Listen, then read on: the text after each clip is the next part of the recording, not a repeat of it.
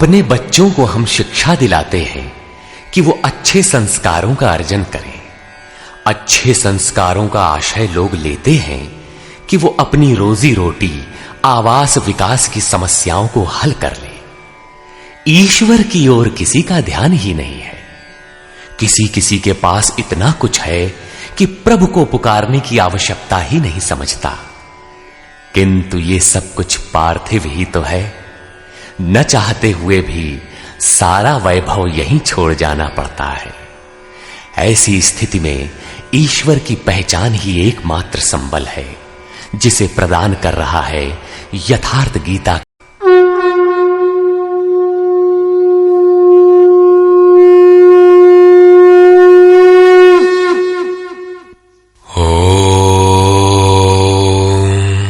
श्री परमात्मने नमः।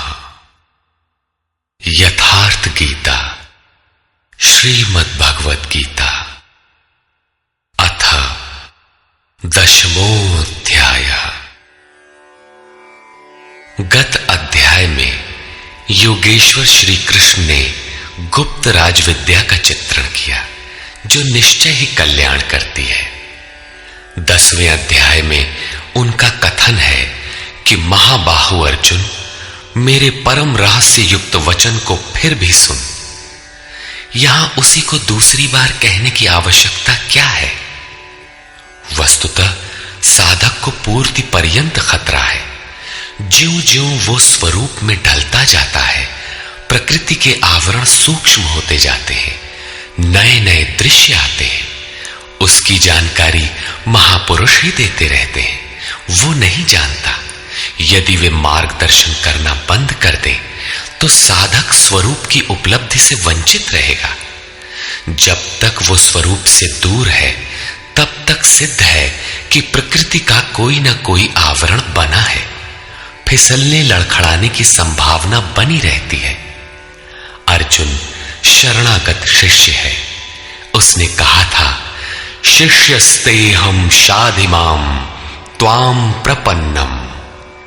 भगवान, मैं आपका शिष्य हूं, आपकी शरण हूं, मुझे संभालिए। अतः उसके हित की कामना से योगेश्वर श्री कृष्ण पुनः बोले।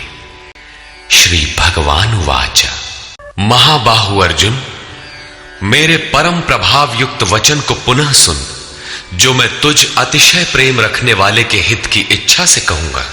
अर्जुन, मेरी उत्पत्ति को न देवता लोग जानते हैं और न महर्षिगण ही जानते हैं। श्री कृष्ण ने कहा था, जन्म कर्म च मे दिव्यम। मेरा वो जन्म और कर्म अलौकिक है, इन चर्म चक्षुओं से देखा नहीं जा सकता। इसलिए मेरे उस प्रकट होने को देव और महर्षि स्तर तक पहुंचे हुए लोग भी नहीं जानते। मैं सब प्रकार से देवताओं और महर्षियों का आदि कारण हूं, जो मुझ जन्म मृत्यु से रहित, आदि अंत से रहित, सब लोगों के महान ईश्वर को साक्षात्कार सहित विदित कर लेता है। वो पुरुष मरण धर्मा मनुष्यों में ज्ञानवान है, अर्थात अज, अनादि और सर्वलोक महेश्वर को भली प्रकार जानना ही ज्ञान है। और ऐसा जानने वाला संपूर्ण पापों से मुक्त हो जाता है, पुनर्जन्म को प्राप्त नहीं होता। श्री कृष्ण कहते हैं कि ये उपलब्धि भी मेरी ही देन है। अर्जुन, निश्चयात्मिका बुद्धि, साक्षात्कार सहित जानकारी, लक्ष्य में विवेक पूर्वक प्रवृत्ति, क्षमा, शाश्वत सत्य, इंद्रियों का दमन, मन का शमन, अंतःकरण की प्रसन्नता, चिंतन पथ के कष्ट, परमात्मा की जागृति, स्वरूप की प्राप्ति काल में सर्वस्व का विलय, इष्ट के प्रति अनुशासनात्मक भय और प्रकृति से निर्भयता तथा अहिंसा, अर्थात अपने आत्मा को अधोगति में न पहुंचाने का आचरण, समता जिसमें विषमता न हो, संतोष, मन सहित इंद्रियों को लक्ष्य के अनुरूप तपाना, दान अर्थात सर्वस्व का समर्पण, भगवत पथ में मान अपमान का सहन। इस प्रकार प्राणियों के उपर्युक्त भाव मुझसे ही होते हैं। ये सभी भाव दैवी चिंतन पद्धति के लक्षण हैं। इनका अभाव ही आसुरी संपद है। सप्तर्षि अर्थात योग की 7 क्रमिक भूमिकाएं अर्थात शुभेच्छा, सुविचारणा, तनुमानसा, सत्वापत्ति, असंसक्ति, पदार्था भावना और तुर्यगा तथा इनके अनुरूप अंतःकरण चतुष्टय अर्थात मन, बुद्धि, चित्त और अहंकार, उसके अनुरूप मन जो मेरे में भाव वाला है, ये सब मेरे ही संकल्प से अर्थात मेरी प्राप्ति के संकल्प से तथा जो मेरी ही प्रेरणा से होते हैं, दोनों एक दूसरे के पूरक हैं, उत्पन्न होते हैं। इस संसार में ये अर्थात संपूर्ण दैवी संपद इन्हीं की प्रजा है, क्योंकि सप्त भूमिकाओं के संचार में दैवी संपद ही है, अन्य नहीं। जो पुरुष योग की और मेरी उपर्युक्त विभूतियों को साक्षात्कार के साथ जानता है, वो स्थिर ध्यान योग द्वारा मुझ में एक ही भाव से स्थित होता है। इसमें कुछ भी संशय नहीं है। जिस प्रकार वायु रहित स्थान में रखे दीपक की लौ सीधी जाती है, कंपन नहीं होता, योगी के जीते हुए चित्त की यही परिभाषा है। प्रस्तुत श्लोक में अविकंपेन शब्द इसी आशय की ओर संकेत करता है। मैं संपूर्ण जगत की उत्पत्ति का कारण हूं, मुझसे ही संपूर्ण जगत चेष्टा करता है। इस प्रकार मानकर श्रद्धा और भक्ति से युक्त विवेकी जन मेरा निरंतर भजन करते हैं। तात्पर्य यह है कि योगी द्वारा मेरे अनुरूप जो प्रवृत्ति होती है, उसे मैं ही किया करता हूं, वो मेरा ही प्रसाद है। कैसे है, इसे पीछे स्थान स्थान पर बताया जा चुका है। वे निरंतर भजन किस प्रकार करते हैं, इस पर कहते हैं, अन्य किसी को स्थान न देकर मुझ में ही निरंतर चित्त को लगाने वाले, मुझ में ही प्राणपण से प्राणों को लगाने वाले सदैव परस्पर मेरी प्रक्रियाओं का बोध करते हैं, मेरा गुणगान करते हुए ही संतुष्ट होते हैं तथा निरंतर मुझ में ही रमण करते हैं। निरंतर मेरे ध्यान में लगे हुए तथा प्रेम पूर्वक भजने वाले उन भक्तों को मैं वो बुद्धि योग अर्थात योग में प्रवेश वाली बुद्धि देता हूं, जिससे वे मुझे प्राप्त होते हैं, अर्थात योग की जागृति ईश्वर की देन है।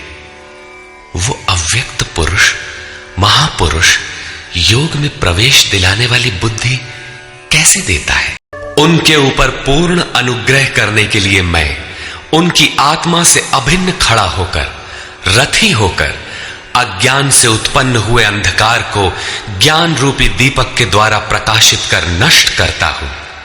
वस्तुतः किसी स्थित प्रज्ञ योगी द्वारा जब तक वो परमात्मा आपके आत्मा से ही जागृत होकर संचालन नहीं करता, तब तक वास्तव में यथार्थ भजन आरंभ ही नहीं होता। वैसे तो भगवान सर्वत्र से बोलने लगते हैं, लेकिन प्रारंभ में वे स्वरूपस्थ महापुरुष द्वारा ही बोलते हैं। यदि ऐसा महापुरुष आपको प्राप्त नहीं है, तो वे आपसे स्पष्ट नहीं होंगे। इस पर अर्जुन ने प्रश्न किया, भगवान, आप परब्रह्म, परम धाम तथा परम पवित्र हैं, क्योंकि आपको सभी ऋषिगण सनातन, दिव्य पुरुष, देवों का भी आदि देव, अजन्मा और सर्वव्यापी कहते हैं।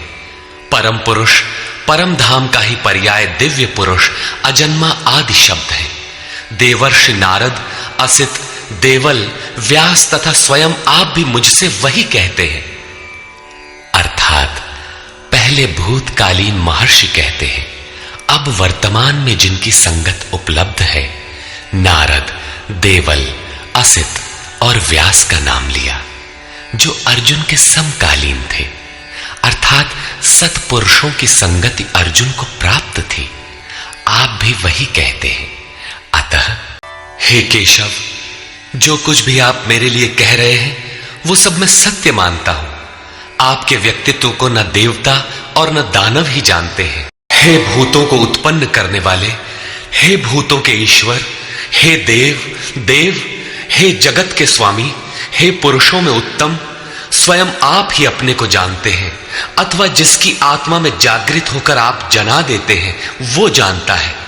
वो भी आपके द्वारा आपका जानना हुआ। इसलिए आप ही अपनी उन दिव्य विभूतियों को संपूर्ण रूप से लेश मात्र भी शेष न रखकर कहने में सक्षम हैं, जिन विभूतियों द्वारा आप इन सब लोगों को व्याप्त करके स्थित हैं। हे योगिन, श्री कृष्ण एक योगी थे। मैं किस प्रकार निरंतर चिंतन करता हुआ आपको जानूं, और हे भगवान, मैं किन किन भावों द्वारा आपका स्मरण करूं। हे जनार्दन, अपनी योग शक्ति को और योग की विभूति को फिर भी विस्तार पूर्वक कहिए।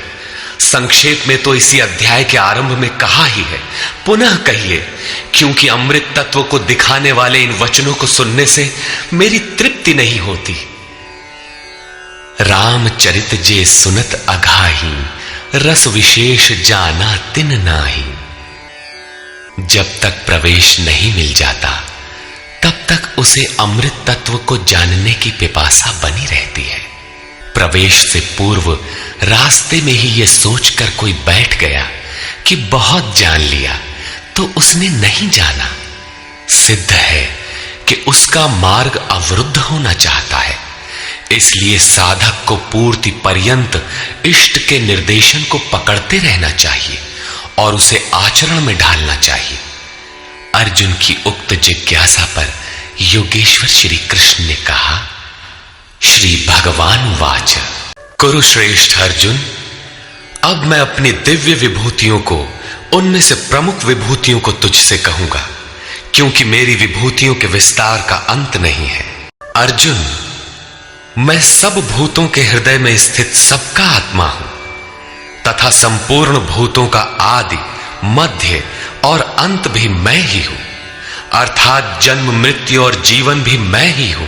मैं अदिति के 12 पुत्रों में विष्णु और ज्योतियों में प्रकाशमान सूर्य हूं। वायु के भेदों में मैं मरीचि नामक वायु और नक्षत्रों में चंद्रमा हूं। वेदों में मैं सामवेद अर्थात पूर्ण समत्व दिलाने वाला गायन हूं। देवों में मैं उनका अधिपति इंद्र हूं और इंद्रियों में मन हूं, क्योंकि मन के निग्रह से ही मैं जाना जाता हूं, तथा प्राणियों में मैं उनकी चेतना हूं। 11 रुद्रों में मैं शंकर हूं। शंक धन अर सा शंकर, अर्थात शंकाओं से उपराम अवस्था में हूं। यक्ष तथा राक्षसों में मैं धन का स्वामी कुबेर हूं। 8 वसुओं में मैं अग्नि और शिखर वालों में सुमेरु अर्थात शुभों का मेल मैं हूं। वही सर्वोपरि शिखर है, न कि कोई पहाड़ी। वस्तुतः ये सब योग साधना के प्रतीक है, यौगिक शब्द है। पुर की रक्षा करने वाले पुरोहितों में बृहस्पति मुझे ही जान, जिससे दैवी संपत्ति का संचार होता है। और हे पार्थ, सेनापतियों में मैं स्वामी कार्तिकेय हूं। कर्म का त्याग ही कार्तिक है, जिससे चराचर का संहार, प्रलय और इष्ट की प्राप्ति होती है। जलाशयों में मैं समुद्र हूं। महर्षियों में मैं भृगु हूं और वाणी में एक अक्षर ओमकार हूं, जो उस ब्रह्म का परिचायक है। सब प्रकार के यज्ञों में मैं जप यज्ञ हूं। यज्ञ परम में प्रवेश दिला देने वाली आराधना की विधि विशेष का चित्रण है। उसका सारांश है स्वरूप का स्मरण और नाम का जप। 2 वाणियों से पार हो जाने पर नाम जब यज्ञ की श्रेणी में आता है तो वाणी से नहीं जपा जाता, न चिंतन से न कंठ से, बल्कि वो श्वास में जागृत हो जाता है। केवल सुरत को श्वास के पास लगाकर मन से अविरल चलना भर पड़ता है। यज्ञ की श्रेणी वाले नाम का उतार चढ़ाव श्वास पर निर्भर है। ये क्रियात्मक है। स्थिर रहने वालों में हिमालय हूं। शीतल, सम और अचल एकमात्र परमात्मा है। जब प्रलय हुआ तब मन उसी शिखर में बंध गया। अचल, सम और शांत ब्रह्म का प्रलय नहीं होता। उस ब्रह्म की पकड़ मैं हूं। सब वृक्षों में मैं अश्वत्थ हूं। अश्व कल तक भी जिसके रहने की गारंटी नहीं दी जा सकती, ऐसा ऊर्ध्व मूलधः शाखम अश्वत्थ, ऊपर परमात्मा जिसका मूल है, नीचे प्रकृति जिसकी शाखाएं हैं, ऐसा संसार ही एक वृक्ष है जिसे पीपल की संज्ञा दी गई है। सामान्य पीपल का वृक्ष नहीं कि पूजा करने लगे। इसी पर कहते हैं कि वो मैं हूं और देवर्षियों में मैं नारद हूं। नाद रंध्रः स नारद।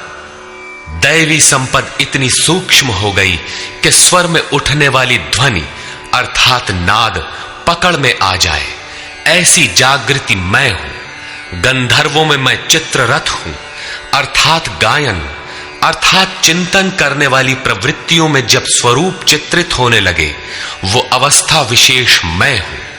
सिद्धों में मैं कपिल मुनि हूं, काया ही कपिल है।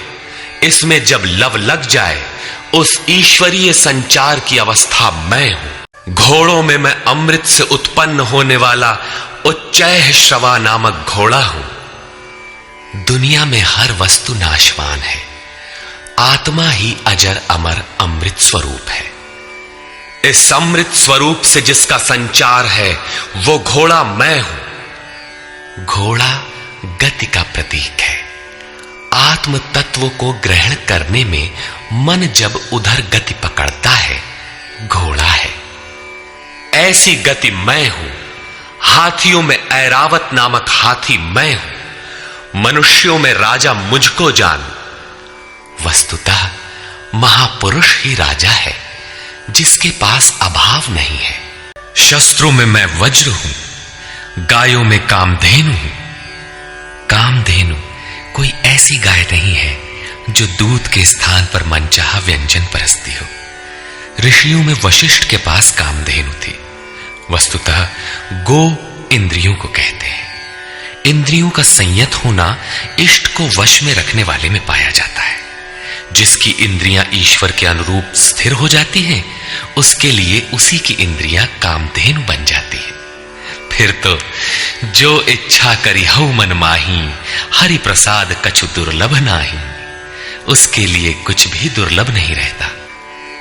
प्रजनन करने वालों में नवीन स्थितियों को प्रकट करने वाला मैं हूं। प्रजनन, एक तो लड़का बाहर पैदा किया जाता है। चराचर में रात दिन पैदा ही होते हैं। चूहे चींटी रात दिन करते हैं ऐसा नहीं, बल्कि एक स्थिति से दूसरी स्थिति, इस प्रकार वृत्तियों का परिवर्तन होता है। वो परिवर्तित स्वरूप मैं हूं। सर्पों में मैं वासुकी हूं। नागों में मैं अनंत अर्थात शेषनाग हूं। वैसे तो ये कोई सर्प नहीं है। गीता की समकालीन पुस्तक श्रीमद् भागवत में इसके रूप की चर्चा है कि इस पृथ्वी से 30,000 योजन की दूरी पर उस परमात्मा की वैष्णवी शक्ति है, जिसके सिर पर यह पृथ्वी सरसों के दाने की तरह भार रहित टिकी है। उस युग में योजन का पैमाना चाहे जो रहा हो, फिर भी यह पर्याप्त दूर है। वस्तुतः ये आकर्षण शक्ति का चित्रण है। वैज्ञानिकों ने जिसे ईथर माना है। ग्रह उपग्रह सभी उसी शक्ति के आधार पर टिके हैं। उस शून्य में ग्रहों का कोई भार भी नहीं है। वो शक्ति सर्प की कुंडली की तरह सभी ग्रहों को लपेटे है। यही है वो अनंत, जिससे पृथ्वी धारण की जाती है। श्री कृष्ण कहते हैं, ऐसी ईश्वरीय शक्ति मैं हूं। जलचरों में उनका अधिपति वरुण हूं तथा पितरों में अर्यमा हूं। अहिंसा, सत्य, अस्तेय, ब्रह्मचर्य और अपरिग्रह 5 यम हैं। इनके पालन में आने वाले विकारों को काटना अरह है। विकारों के शमन से पितृ अर्थात भूत संस्कार तृप्त होते हैं, निवृत्ति प्रदान कर देते हैं। शासन करने वालों में मैं यमराज हूं अर्थात उपर्युक्त यमों का नियामक हूं। मैं दैत्यों में प्रहलाद हूं। पर आह्लाद, पर के लिए आह्लाद, प्रेम ही प्रहलाद है। आसुरी संपद में रहते हुए ईश्वर के लिए आकर्षण विकलता आरंभ होती है, जिससे परम प्रभु का दिग्दर्शन होता है। ऐसा प्रेमोल्लास मैं हूं। गिनती करने वालों में मैं समय हूं। 1, 2, 3, 4 ऐसी गिनती या क्षण, घड़ी, दिन, पक्ष, मास इत्यादि नहीं, बल्कि ईश्वर के चिंतन में लगा हुआ समय मैं हूं। यहां तक कि जागत में सुमिरन करे, सोवत में लव लाए। अनवरत चिंतन में समय मैं हूं। पशुओं में मृगराज, योगी भी मृधन ग अर्थात योग रूपी जंगल में गमन करने वाला है। तथा पक्षियों में गरुड़ मैं हूं। ज्ञान ही गरुड़ है।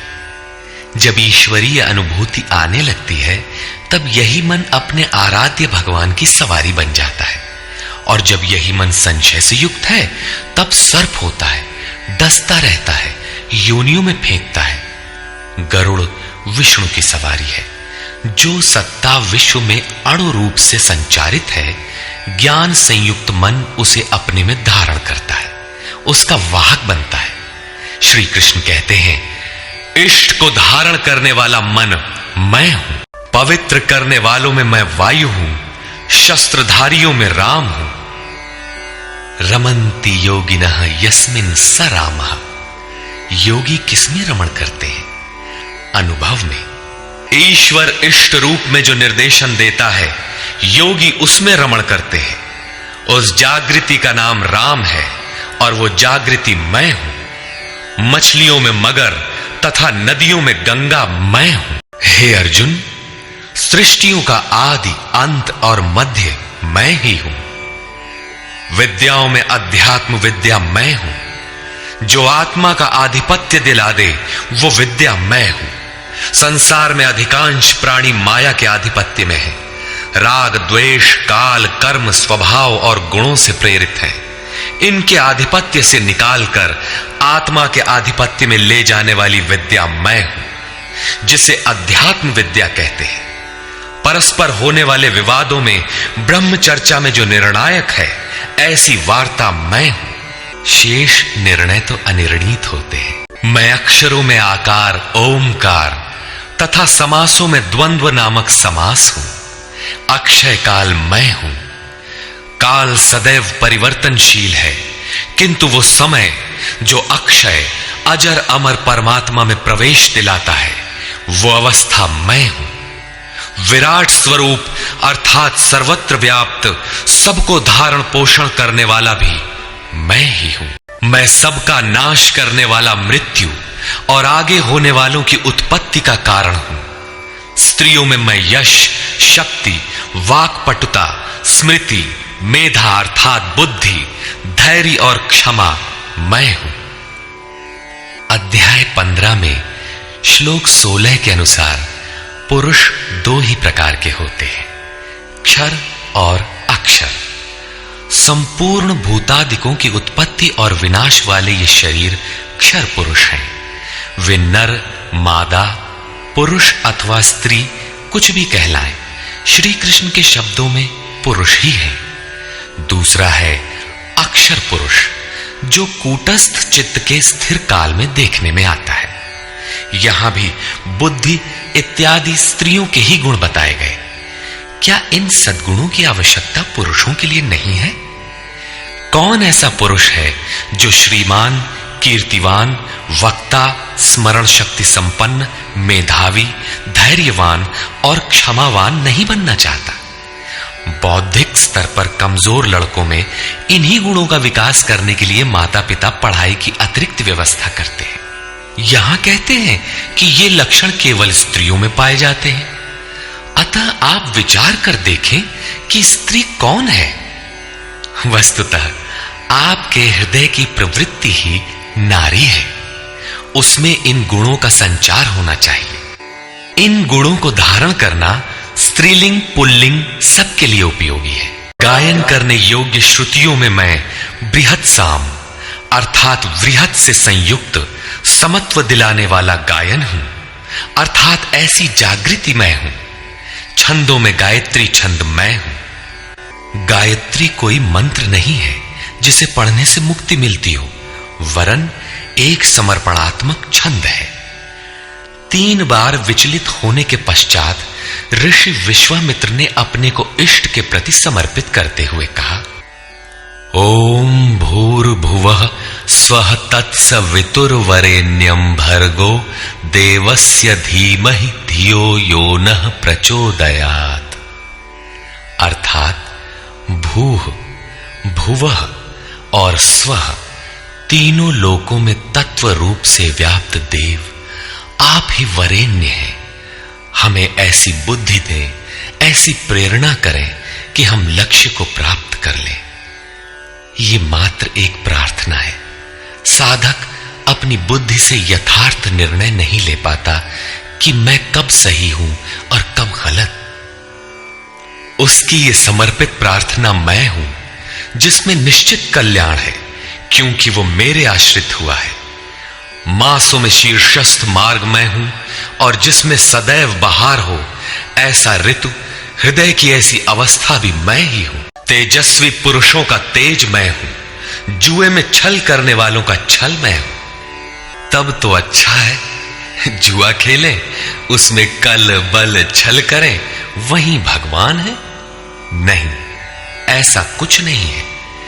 ये प्रकृति ही एक जुआ है, यही ठगनी है। इस प्रकृति के द्वंद्व से निकलने के लिए दिखावा छोड़कर छिपाव के साथ गुप्त रूप से भजन करना ही छल है। छल है तो नहीं, किंतु बचाव के लिए आवश्यक है। जड़ भरत की तरह उन्मत्त, अंधे, बहरे और गूंगे की तरह हृदय से जानकार होते हुए भी बाहर से ऐसे रहें कि अनजान हो, सुनते हुए भी न सुने, देखते हुए भी न देखें, छिपकर ही भजन का विधान है। तभी साधक प्रकृति पुरुष के जुए में पार पाता है। जीतने वालों की विजय मैं हूं और व्यवसायियों का निश्चय, जिसे अध्याय 2 श्लोक 41 में कह आए हैं। इस योग में निश्चयात्मक क्रिया एक है, बुद्धि एक ही है, दिशा एक ही है। ऐसी क्रियात्मक बुद्धि मैं हूं, सात्विक पुरुषों का तेज और ओज मैं हूं। वृष्णि वंश में मैं वासुदेव अर्थात सर्वत्र वास करने वाला देव हूं। पांडवों में मैं धनंजय हूं।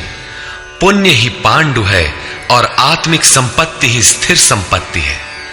पुण्य से प्रेरित होकर आत्मिक संपत्ति को अर्जित करने वाला धनंजय मैं हूं। मुनियों में मैं व्यास हूं।